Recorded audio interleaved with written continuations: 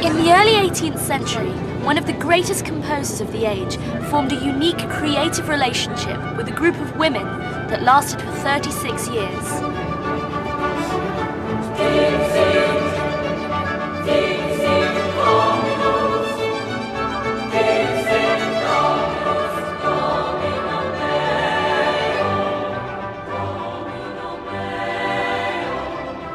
The composer was Father Antonio Vivaldi. The female singers and instrumentalists were all fili, or daughters of an ancient Venetian institution known as La Pietà, or the Mercy, a home for abandoned children. Our choir from Oxford is here in Venice with an all-female orchestra to take part in the research into this little understood musical relationship.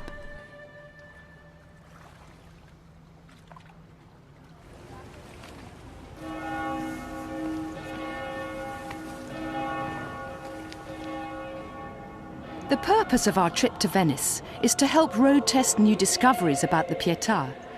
We're recording some of Vivaldi's great sacred music using only women's voices. This is the style in which Vivaldi meant it to be heard, but which has been treated with disbelief by musicologists for over 200 years. Top a semitone, take a breath.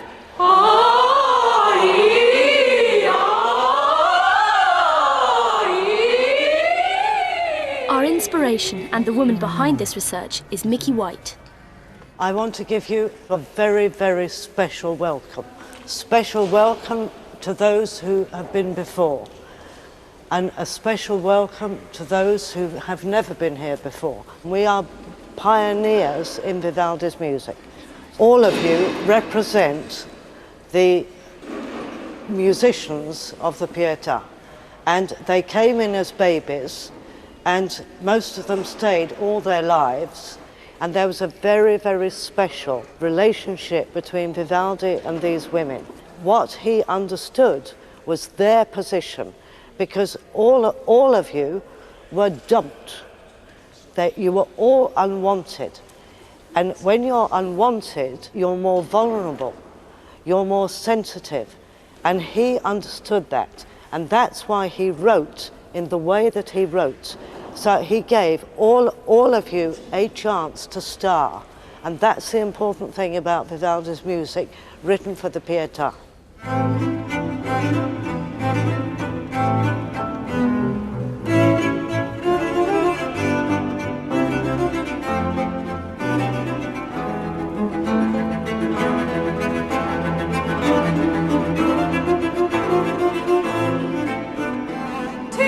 Principium in die virtutis tue, inspectorem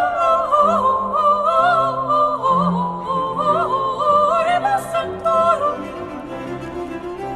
exuterum te noceverum, futerum te noceverum, genuite.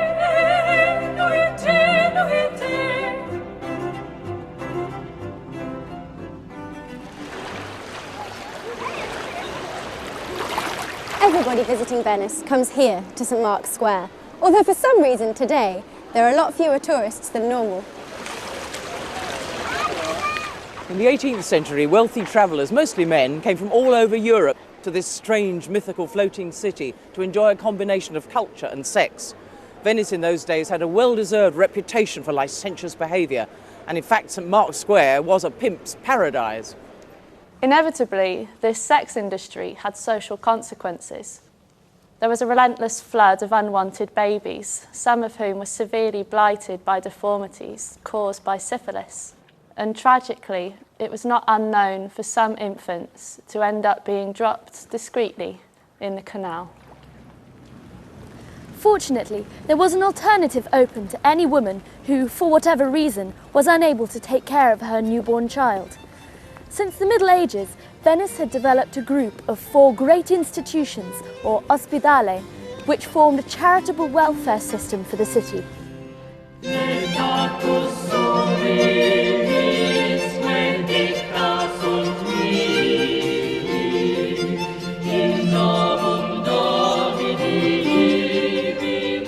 This is the oldest of the 4 institutions, the Mendicanti, Amazingly, it is still the main hospital in Venice today. It was founded in the 12th century for beggars, lepers and the destitute. Another hospital was set up for famine victims and another for sufferers from syphilis and incurable diseases. The fourth ospedale, the Pietà, was established as a home for abandoned children in the 14th century.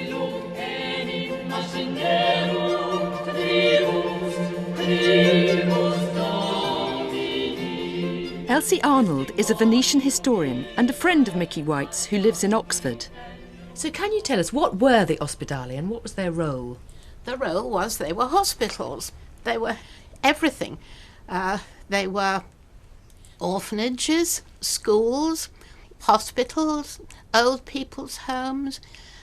They looked after you when you died, and they were very worthy organisations. And I think it was almost by accident that music came to a fore when they discovered, and I'm sure it's partly to do with the Grand Tour, they realised that these foreigners liked listening to good music, especially during Lent when the opera houses were closed.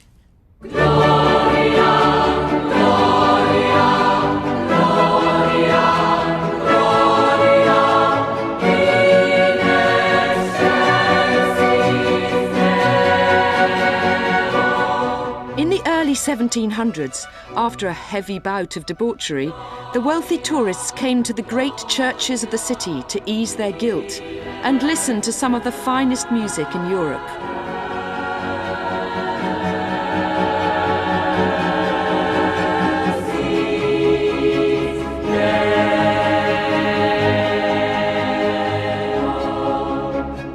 For the congregation listening in the body of the church, there was the added frisson that the women singing in the galleries high above them were hidden from view behind metal grilles.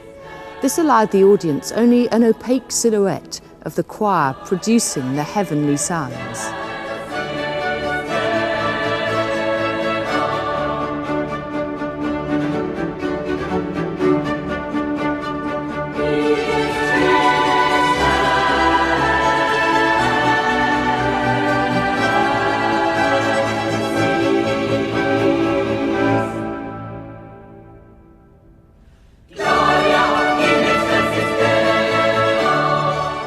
They sing like angels, and I swear there is nothing more diverting than the sight of a young and pretty woman with a bunch of pomegranate blossoms over her ear, conducting the orchestra with all the grace imaginable. This afternoon I went again to the Pietà. There was not much company, and the girls played 1,000 tricks in singing, particularly in the duets, where there was a trial of skill and of natural powers, as who could go highest, lowest, swell a note the longest, or run divisions with the greatest rapidity. At the hospitals and churches, where it's not allowed to applaud in the same manner as at the opera, they cough, hem, and blow their noses to express admiration. I can conceive of nothing as voluptuous or as moving as this music. What grieves me are those accursed grills, which allow only notes to pass through and conceal the angels of loveliness. As I listen, I feel a tremor of love such as I have never experienced before.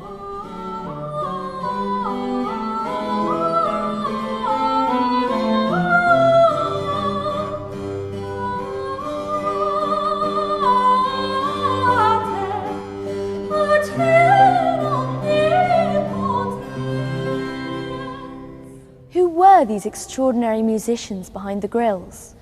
On the one hand, objects of erotic fantasy. On the other hand, a sad and motley collection of the deformed and the disfigured. We know that some of the women were born with disabilities due to syphilis contracted by their mothers, and others were permanently scarred by ringworm or smallpox. In 1738, at the end of Vivaldi's time working here at the hospital known as the Pietà, there were over 1,000 women belonging to the community. The Pietà still has an important role in the regional welfare system as a home for children from troubled families. Anna Maria Giannuzzi Miraglia, the president of the Pietà, has played a large role in modernising the institution, but places great importance on the Pietà heritage. What was life in the Pietà like? The little boys and girls were educated. There were very many of them. Girls were taught crafts, embroidery or similar things. Boys were oriented towards a trade. These boys and girls had a journey that could take them either inside or outside of the institute. Often they were sent out of the city into our countryside, where families adopted them. Still today, if you were to go to some parts of our land, you would find written Road of the Abandoned, because they were the areas where the Pietà had big properties that were used for the upkeep of the children.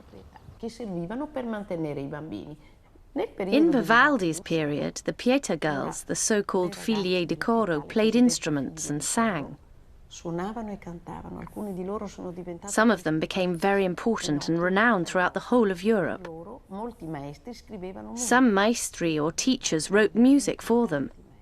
Vivaldi was one of the most important maestri of the Pietà. He taught them music. He taught them how to play various instruments, and he composed music for them.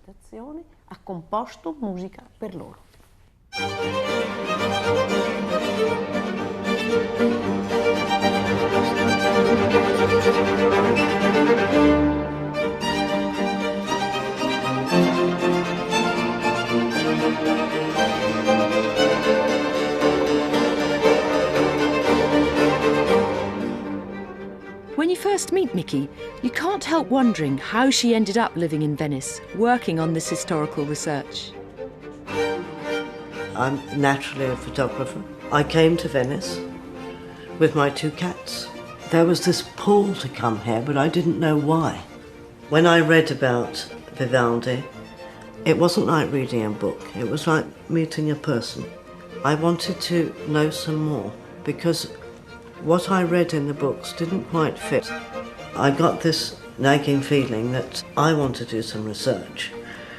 I put that out of my mind as quick as it came in because I thought, well, I've never been to an archive in your life. You're not a musician, you're not an archivist, and you're not an intellectual. But the idea kept on coming back. The first thing I've got to do is understand the Pietà. What was the Pietà? What went on there? And what did he do there? Because you've got to put him into context. Now, we're in the courtyard of the original Pietà. This is the first Pietà, and nobody knows this.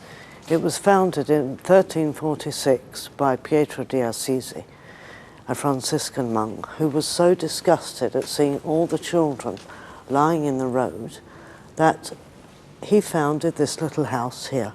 This is the actual building, which still stands today. And this must date from about 1200 or 1300.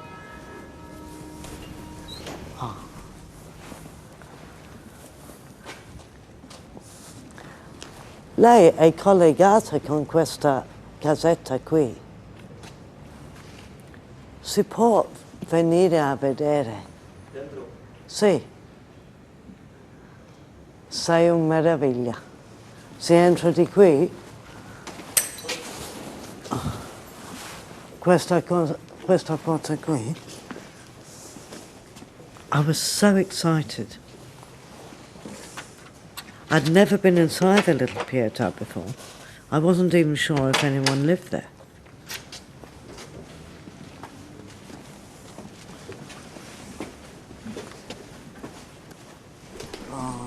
No, guarda che bello.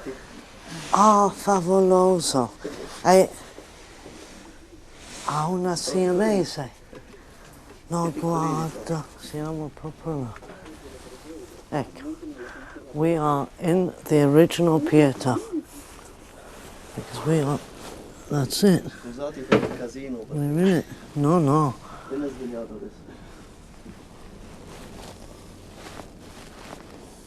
Fantastic. This is a historic moment. Just see how small it is. It's minute. Allora, questo è molto significato. Tu ce l'hai 10 gatti e quando questo frate era il fondatore della Pietà, lui aveva 10 bambini. By the time the Pietà was established on its present-day site, one of the most important features was the scaffetta. Originally, it was a hole in the wall, and later a revolving door where abandoned babies could be left. The scaffetta's gone, but they've still got the stern plaque threatening damnation and excommunication on anyone who abandons a child while they still have the means of raising the infant. The small museum inside the Pietà tells the story of what happened to the babies once they were posted through the hole. And this is where it all begins. This is where all the children were registered. And the clothes that they wore are described, you see. So Faustina was a newborn, nascente is newborn, and she came almost dressed in rags. The hour is registered as well, so she came in 1 hour after sunset. Now, as it's January, it would have been about 5 o'clock in the afternoon. If you think average of 4 a day were pushed in the scaffetta. Multiply that by 365. You can't. No. Now, here, this P here, this is the mark with which they were branded. And they were branded on the upper left arm. And so as soon as they'd come in, they were brought in by the portinara, who would receive them after being shoved in the hole. She would then call the surgeon, and he would brand them with this P. Like a hop. Exactly. Sometimes a mother would leave half a token. She'd cut it in half. Now, if she wanted to claim the baby back again, she could. And this is a wind chart. This is very unusual. She's cut it in half. A mother could leave anything. She could leave half a medal, half a coin, half a playing card, a piece of material. I mean, they're endless things. Would it have their name on? No. How would they know that? They would come back with their half. Yeah, they'd come back with their half. Now, here we come right to the end of their life. Here we have the death register. So we've got the beginning, the end, and I'm trying to fit in what goes in the middle. So I'm piecing together all the threads of their lives. Then, what interests me, how does Vivaldi tie into the Pietà? On a very basic level, he was a neighbour. I mean, he was born just up the road. It's a big square, isn't it? Huge square. It is quite large. I don't know which church this is, but it's obviously his parish church. If it was here when he was a boy, and I imagine it was. St. Giovanni Battista. Here we go. Aha, yes. Antonio Vivaldi, look. Called Red Priest. Il prete rosso. Was it just someone that in parroquia? 4th of March, 1678, yeah? He was baptised in this church, in questa chiesa. Yeah.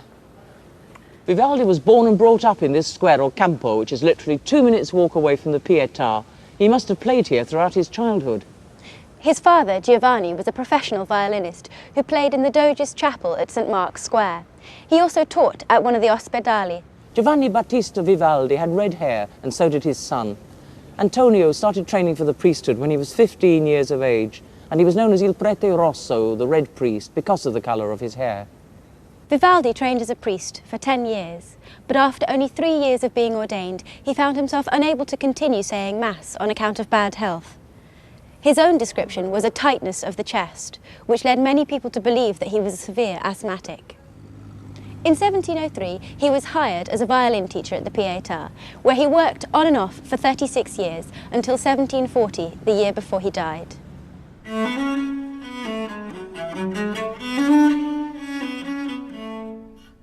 Vivaldi's best known today for his 4 seasons, his concertos for violin and string orchestra. But in fact, these were only 4 of nearly 500 concertos that Vivaldi wrote, many of them for the girls at the Pietà. There's an old joke that says Vivaldi wrote one concerto and rewrote it 500 times. But this is a shame because Vivaldi was often very experimental in his music and used many unusual instruments and techniques. One of these was scordatura, which is a means of retuning the strings to allow different combinations of notes to be played.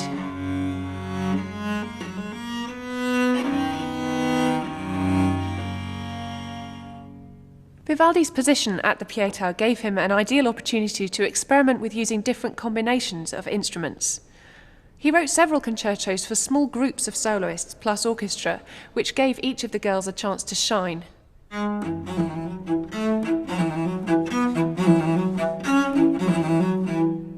He wrote 27 cello concertos, several of which were for Teresa, one of the girls at the Pietà, who was obviously a fantastic cellist.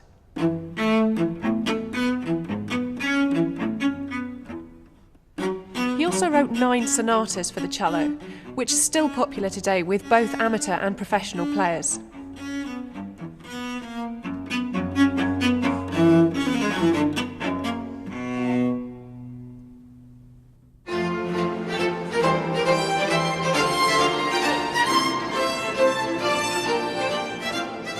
Richard's our very own Vivaldi. He's a real expert in women's voices, and he's been running the Oxford Girls' Choir for 22 years. Apparently, a long time ago, he used to have red hair, just like Vivaldi. The other thing, ladies, just general points, really. Don't hold the vibrato off, OK? This is Italian music. I really don't want the sound you to turn back into an English choir. If you want to let the voice go, let it go a bit.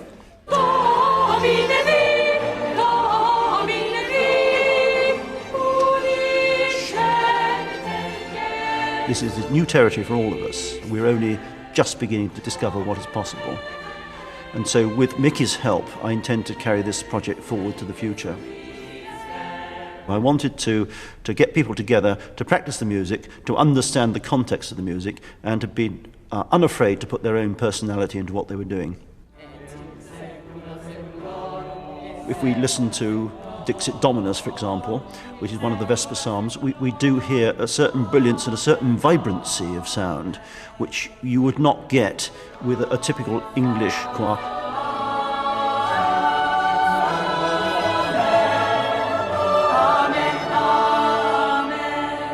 It's very easy to say Vivaldi is a rather dull composer. If we just think of Vivaldi in the concert hall, perhaps with the concertos played faster than Vivaldi would have expected them to be played, the music can just become flashy. But when we perform the sacred music in a sort of sacred context, in the space, with the acoustic of the Pietà laid out in the same way as Vivaldi would have known it, this music took on a sort of spiritual depth.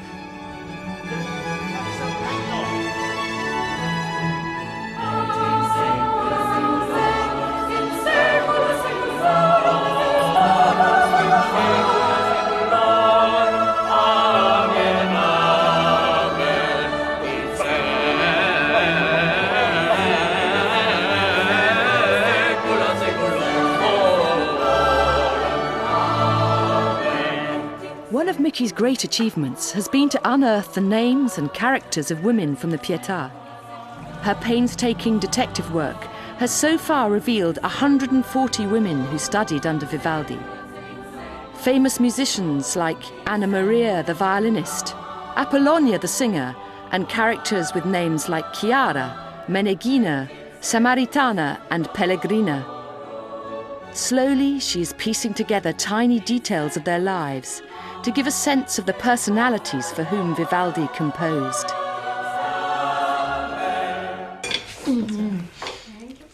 What's so incredible about his sacred music is that there's so many stratas in it, because he obviously writes for the individual. He knows their character so well. How were the musicians chosen as opposed to the non-musicians? Yeah. You see, at any one time there are about 60 musicians. Now let's take a very simple case of Pellegrina, for instance. She started to play the bass. Then she was taught the violin, and she became Pellegrina da violin, and then she became Pellegrina da oboe. Almost all the oboe parts are written by Vivaldi are for her. Mickey, did they generally live to a ripe old age? They did, because, I mean, dear old Anzoletta, I mean, she was still playing the violin when she was 70.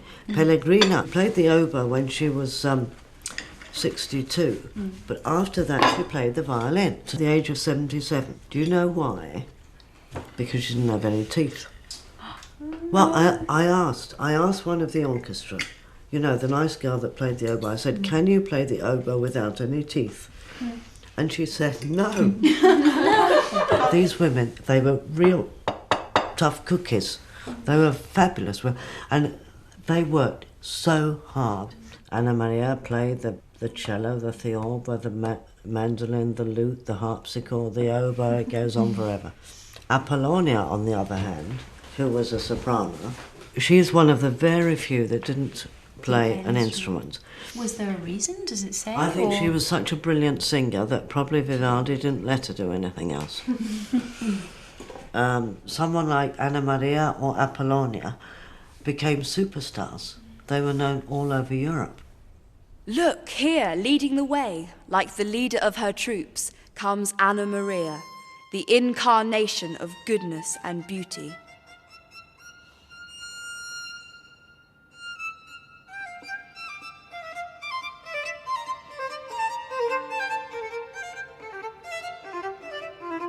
She plays the violin in such a way that anyone hearing her is transported to paradise.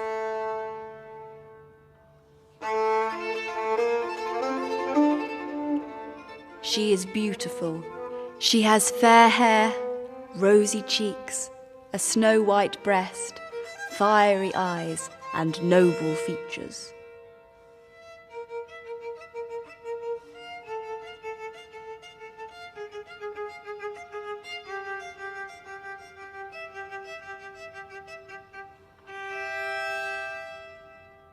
Stay over there. Okay. You mustn't look. Mickey invited Nadja, the leader of our orchestra, to the Venice Conservatoire to look at an extraordinary collection of manuscripts known as the Anna Maria Notebook. You open it.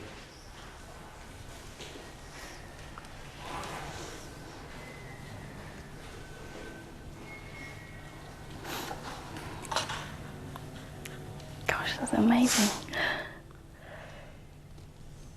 So there are loads of concertos in here. Oh yeah, go on. And go. all written for her.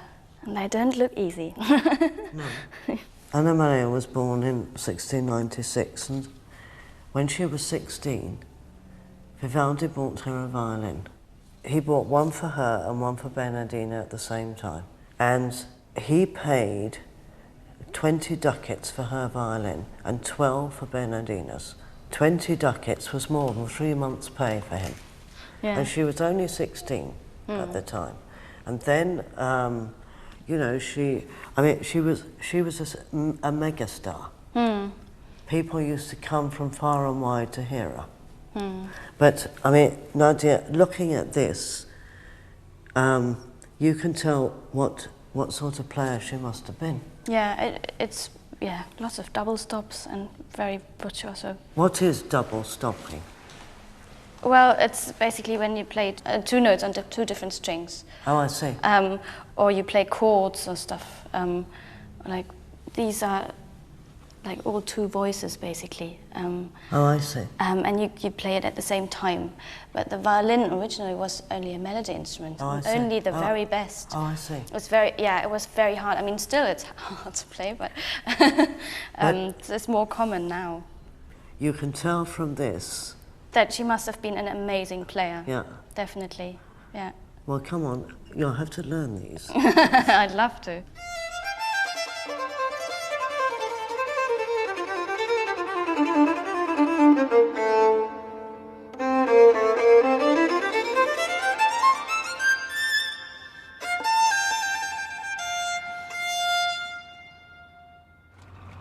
Obviously, what turns Mickey on and what caught everyone's imagination were the characters. When you're performing the music that was written for them and staying in the rooms where they lived, you can't help developing an empathy with these women. the choir, they would have grown up together as babies, all of them, wouldn't they? The orchestra and the choir, they would have been family. That was the only family they had. There'd have been a natural mother-daughter relationships between the girls, I'm sure, and the older women. But with us actually staying in the dormitories as well, you know, it's quite different, isn't it? Actually sharing room with people, you know. You regress, don't you? It's reverted, you do. Well, the other night when we tried to escape. Yes. You didn't know this. We wanted a drink. Did you not? Said no. We crept down the stairs in the dark, and we ended up in the children's enclosed playground. And you came through into. So we came back up and we got Anna to be a decoy. So sheepish. No, Anna distracted Richard whilst the other two. We escaped down Marsala. Oh, excellent. But were there any rebels? Were there some that escaped? Oh my God, was there? One of them, Santina, the one who was fat and spotty, she concocted a plan to get out to go and meet her man. And she took two of her pals, who were not the musicians, they were the fili di common, Elena and Marina. And Elena was going to distract the doorkeeper while Marina pushed Santina out. When Santina came back, of course she got into terrible trouble. Elena got 2 months in prison. Marina got 6 months. 6 months in prison. In a prison? They had a prison here. Yeah. In the Pietà? In the Pietà. Santina got 2 months in prison, but when they found out she was pregnant, they wouldn't allow her out until her boyfriend came to apologise to the governors. Right. And then she had to leave, did she? Oh, she was out immediately, and they were married the same day. She was a super rebel because after they left to marry, they were not allowed to perform music outside, but she did. I was going to ask you. She was an opera singer. Oh, wonderful. And there's this lovely cartoon of her. That's why I know that she's fat and spotty.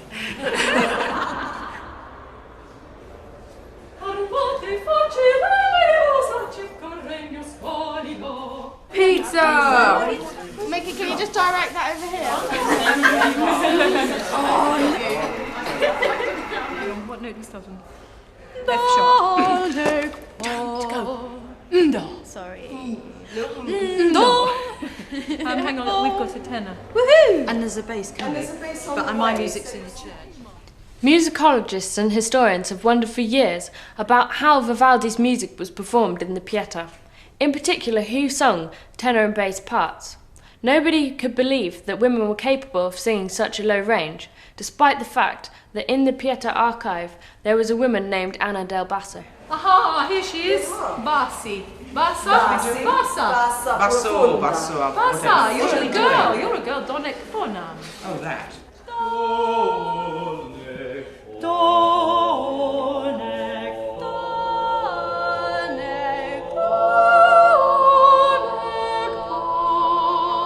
For a long time, the common assumption was that men must have been drafted in to fill those parts, but our choir is living proof that the women of the Pietà were perfectly capable of managing on their own.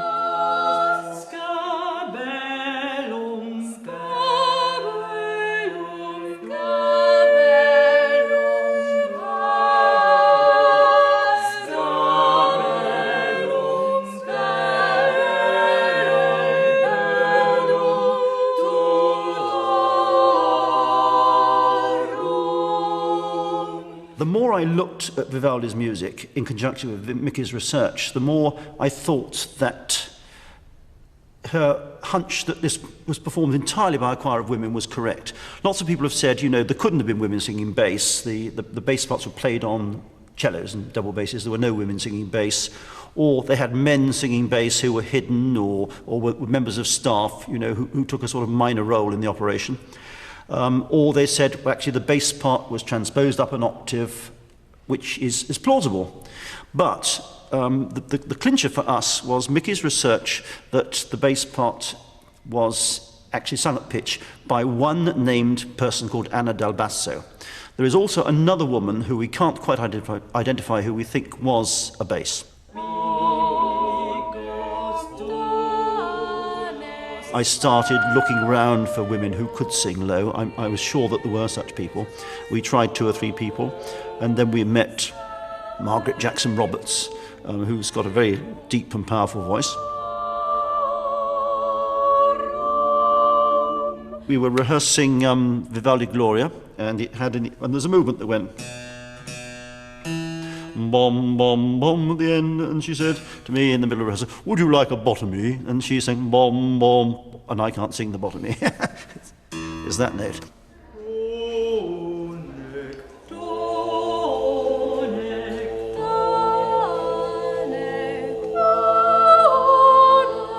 The joys of singing bass are you feel you're the foundation of the choir. We really matter, especially this pioneering venture to prove that women can and do and did sing bass, because that's an important point to prove without being in any way peculiar, except that they can sing low notes. And giving the foundation to the harmony is very important, so that people, and they say they can hear us, and it gives confidence to the rest of the choir. We're not men, of course.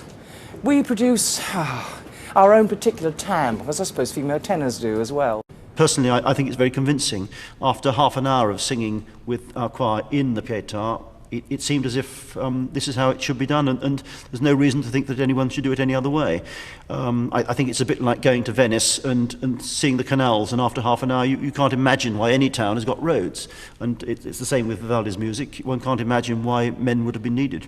It's something you have to rise to, because it's such a new venture. You feel you want to give more than of your best. You want to surpass yourself, both musically and to prove a point to the doubters. And there are people out there, and I've had it happen to me, who will say, "You're a freak voice."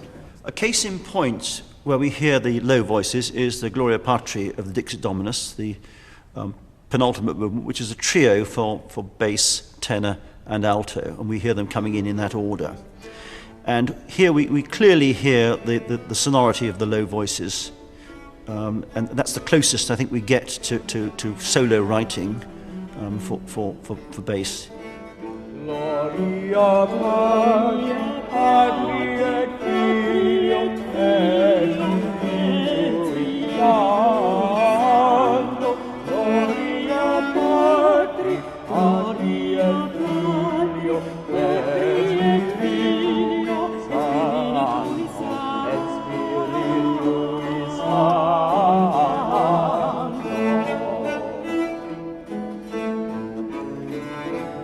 Gloria Patri, Gloria Patri, Patri et Filio et Spiritu Sancto.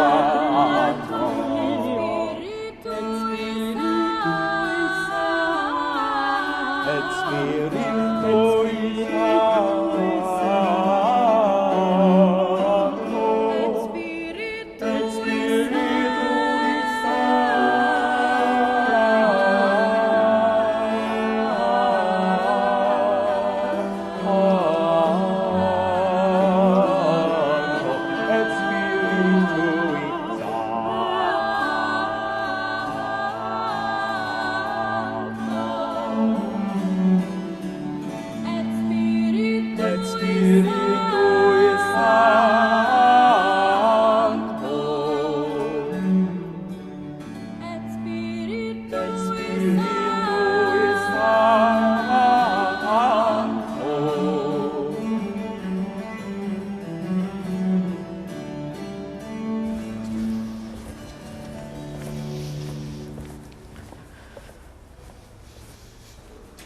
We're in the State Archives now of Venice, and this is where I do my research on Vivaldi and the Pietà and the girls.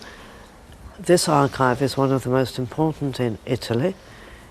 You don't think in documents how many documents there are. You think in kilometres. There are 78 kilometres of shelving here. You don't know what you're going to find in any given busta, as we call it here, file. There are more than 1,000 busta to look at of the Pietà. That could take you a lifetime in itself. Nothing makes Mickey look as happy as when she's got her hands on a pile of dusty old manuscripts. This is a document about Jubilia Organista, and here is the baptismal certificate of this girl who was born on the 17th of July 1790. Here. This is wonderful, wonderful. The first new information I found on Vivaldi was when he sold a book of sonatas in 1712 for the Elector of Saxony's coming to the Pietà for a concert. And the emotion of that was tremendous, to find something new on Vivaldi, but it was also a very strange sensation, because your first reaction is to think, oh yes, I must look that up. And then you think, well, I can't, because I've just found it. Nobody knows, no one has ever seen that piece of information on Vivaldi. It's a bit like being in the jungle and you've suddenly found a new plant or bird or butterfly or something. Mickey is currently preparing a book of her archival discoveries, featuring pages from this minute book of the Pietà. Called the Notatorio, and it goes from 1733 to 1737. And when I was going through this page by page, the more I read it, the more I saw that they were going to employ someone as a master, but it doesn't say who. But I could smell him. I knew, here he is, he's lurking here somewhere. The thing is that although I could smell him, I had to prove it. And almost on the next page, here he is, now having wanted to re-employ Don Antonio Vivaldi as maestro dei concerti. I knew that my hunch had been right, that they've been talking about Vivaldi here. Mickey's hunch about these entries contradicts historians who have long believed that Vivaldi had a troubled relationship with the Pietà authorities. But the important thing is that it also says that this person is extremely capable, but he's extremely well respected among the fili, that's the younger ones, the maestre, and the governors. It's the whole nature of the document that tells you how Vivaldi is valued at the Pietà.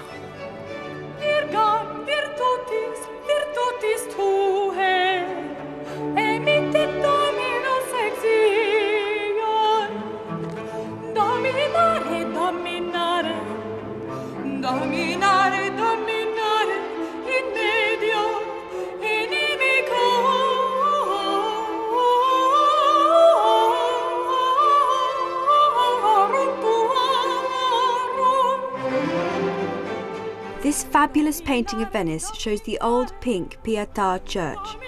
Shortly after Vivaldi's death, this church was knocked down and replaced with a much grander building. It's very, very different from the old church, which we know from the picture was pink and that's plastered. Right, and little, and yes, oh yes, very different. When they decided that they wanted a fresco on the wall, Tiepolo was then in Spain, and they waited for him to come back because they wanted him to do it. Who's up in that picture? As far as Vivaldi is concerned, you see the trumpeter, he's got a wing, there's a wing. Yeah. To the left of that, there's a chap looking up. Oh, there are two faces, yes. The face in the middle, I think that's Vivaldi. Does he have red hair? He does have red hair. It's only half a face, it's like a memory. He's looking down on all these singers. An important part of Mickey's ongoing research with our choir is working out how the music was performed. In Vivaldi's era, choirs were placed in the specially constructed cantoria, or singers' balconies, high up around the edge of the church, and acoustically they would have produced an immense great echoey quadraphonic sound, very different to the typical English choral effect. It's such a different view from up here. However, getting it right turns out to be quite a challenge, and it doesn't seem to be helped by modern technology. We're watching Richard on a machine who's going to conduct us. Because the sight lines are rather difficult, we're all cooping round this monitor here to try and see if we Richard. can... Hey, bravo, there he is. Point at him again. Yes, voila. The first sopranos are in the northeast quarter gallery. The second soprano is in the southeast quarter gallery. The band is split from two sides in the two organ galleries, with the bass singers with the bass instruments, and in the northwest quarter gallery are the altos, and in the southwest are the tenors. Vivaldi never actually came into this building. He saw the drawings for it, he was involved in the planning of it, and had it in mind. I think this particular space he had in mind for the acoustic values, which are extraordinary. I mean, they give us ensemble problems, but the sound is amazing. When you're down on the floor and you hear choirs singing in the galleries, it sounds fabulous. The problem for us, of course, was that we had to do something that was more difficult than what Vivaldi himself did, in that we had a bigger space. There's 60 feet from side to side, a huge acoustic. It's rather like being under the dome of St. Paul's Cathedral. You get tremendous echo. It goes on for 8 or 9 seconds.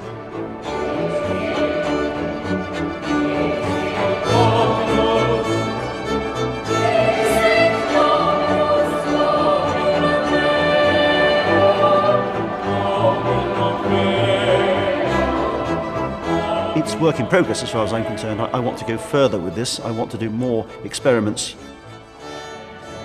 In order to fully understand Vivaldi's music at the Pietà, you have to place it in context with the rest of his work, the other side of his life. At the age of about 38, Vivaldi started to write opera. Of the 20 or more operas he composed for Venice, 18 were premiered at the Teatro San Angelo, which used to stand here. He had built up a considerable reputation as a composer, but he must have realised that he was never going to become financially stable from his earnings at the Pietà, or even from the sales of his concertos. Venice was the cradle of opera, and in those days it was a highly popular, glamorous and brutally commercial art form. Father Antonio quickly became a huge success. Milites, uc venite, surgite osservi, ex cubi et non dormite, omnes perdite sumus, betulia missa, et oloferne extincto. It was opera that brought Vivaldi money and fame in his own lifetime. The Sant'Angelo Theatre was only 20 minutes' walk from the Pietà, but the glamorous, decadent and disreputable world of the opera must have seemed like another planet to the Pietà women, who would have been forbidden from going anywhere near such a place. The opera theatre was one of the main industries in Venice, because it is not true that Venice had only a commercial tradition, but in the 18th century Venice had a touristical activity which was very important, very rich, and it was the main reason why so many people from abroad came to Venice. They wanted to come here and see all the plays, all the operas, and to be in this golden world of the opera, which can be compared to Hollywood. The musicians of the Pietà were not the only women in Vivaldi's life. We know that in 1718 he met a young opera singer, half his own age, called Anna Giro. Anna subsequently became his travelling companion and the favoured soprano for his operas.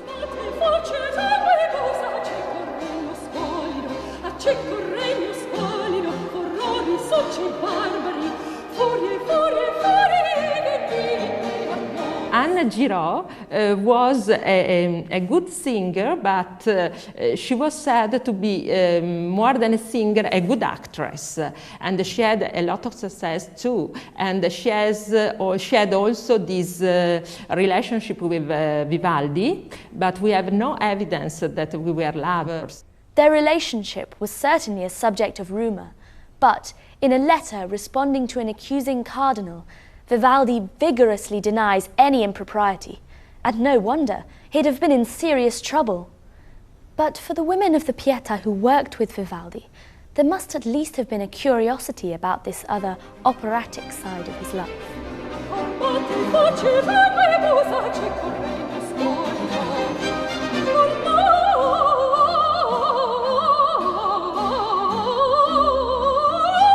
It was perhaps partly to satisfy this curiosity that Vivaldi wrote 2 or 3 oratorios, music dramas which were performed and maybe even acted by the Pietà musicians. This piece, Judita Triumphans, the only one to survive, bears a strong similarity to the works he wrote for the theatre.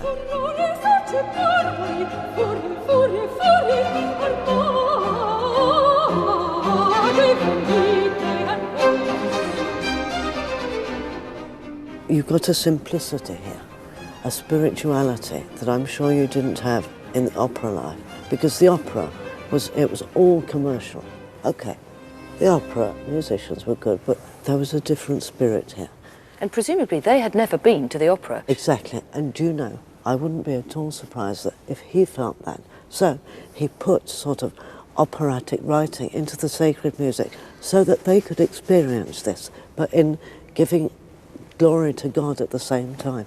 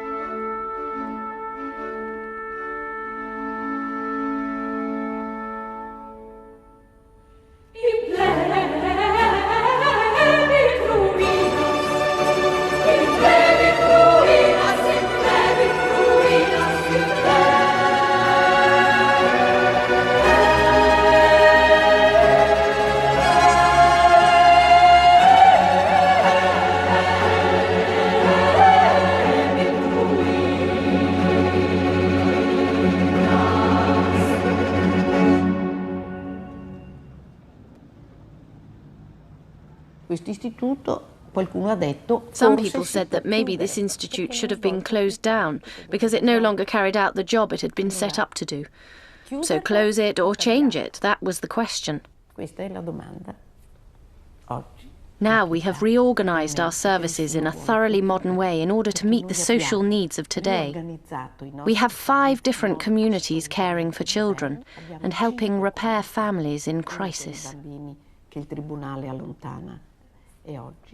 At the moment, we're looking into a new, very delicate service, the setting up of a helpline to help with certain cases which have been causing a lot of problems recently. That is, extreme cases where children are actually thrown away into rubbish bins. Unfortunately, it is a problem that we have today in Italy. Venice can be saved in many ways, definitely by saving its monuments, its things. But it is saved also by saving the spirit of some institutions that have intertwined their history with the history of the city of Venice. The Pietà has been one such important institution in the history of this city.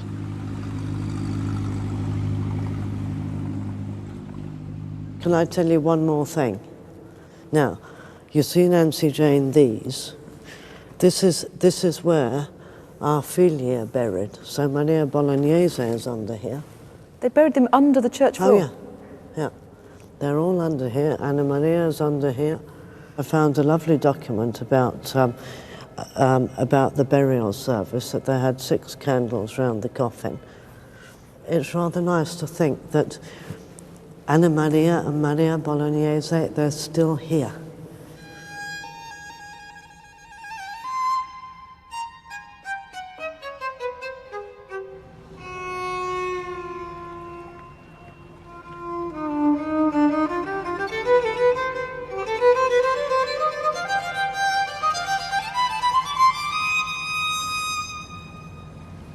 In 1740, Vivaldi left Venice for the last time, probably accompanied by Anna Giro. He was under a great deal of financial pressure and decided to head to Vienna, perhaps to oversee the production of one of his operas. On the 28th of July, 1741, he died of what was described as internal inflammation. He was given a simple burial the same day in the hospital cemetery.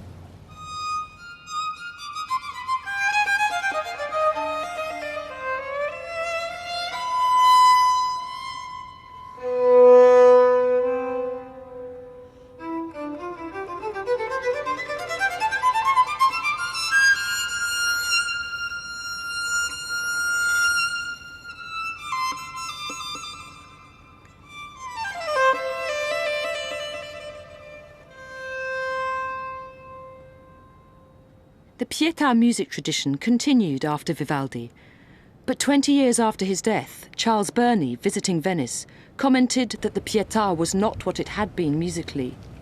By 1820, the music was over. Until now, that is. There are 3 phases in research. First, you're gaining knowledge. Second phase is you then begin to gain a profound understanding. The third phase is the most exciting. It's a sort, almost, you could call it the sort of spiritual phase. You understand so much that you can almost see what's happening. You suddenly think, ah, yeah, that's what that means, and you can see it happening.